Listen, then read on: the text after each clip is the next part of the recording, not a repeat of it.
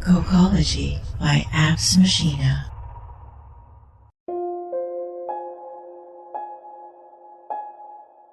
When the party's over.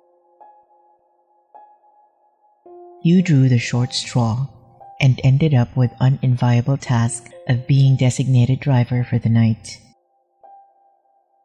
You resign yourself to a long night of club soda and cocktail nuts and manage to make it all the way to the agreed upon 12 o'clock final round. But your jolly companions have different ideas, and with eyes out of focus and beer on their breath, the call goes out for more, just one more for the road. Nobody likes to be a wet blanket, but you've had enough. What do you say to convince your drunk friends that it is really time to go home? 1. If you stay out any later, there's going to be hell to pay when you get home. 2. If I don't get home soon, I'm going to have to sleep in the doghouse. 3. You'd have enough already. Let's go before you make yourself sick. 4. Come on, the party's over. I've got to get up early tomorrow.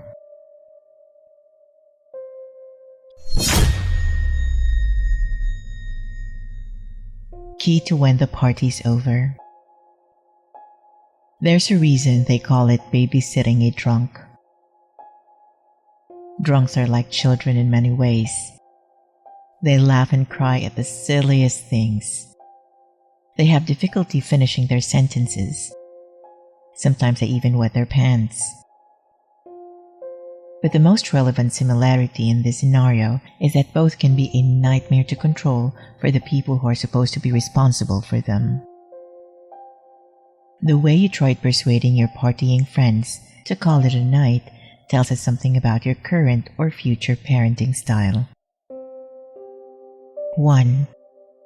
If you stay out any later, there's going to be hell to pay when you get home. You don't want your children to think of you as an ogre, but sometimes the coercive power of a believable threat is too much to resist. That's the nice thing about having a partner. You can scare the kids into behaving with, "Just wait till dad gets home," or "Mom is going to freak when she sees this mess," and still come away looking like the nice half of the good cop, bad cop routine. But you can't always be your kid's best friend. Sometimes you have to settle for being their parent. 2. If I don't get home soon, I'm going to have to sleep in the doghouse.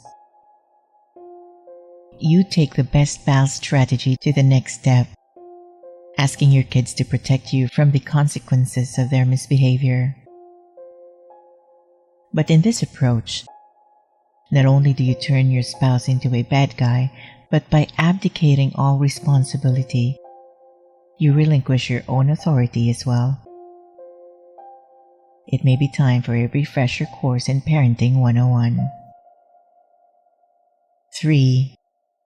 You'd have enough already. Let's go before you make yourself sick. Your no-nonsense, stick-to-the-facts approach may not win you any nominations in the Coolest Parent Ever awards, but you always have your kids' best interest at heart. And in the long run, that more than anything else will earn you their love and respect. 4. Come on, the party's over. I've got to get up early tomorrow. You have a tendency to put your own priorities ahead of those of your kids. Parenting involves self-sacrifice, and that isn't always easy to do. But once you've drawn that straw, it's a reality you're going to have to come to terms with. Who knows, you may even learn to love it. Cocology produced by Machina. Credits to Tadahiko Nagao and Isamu Saito.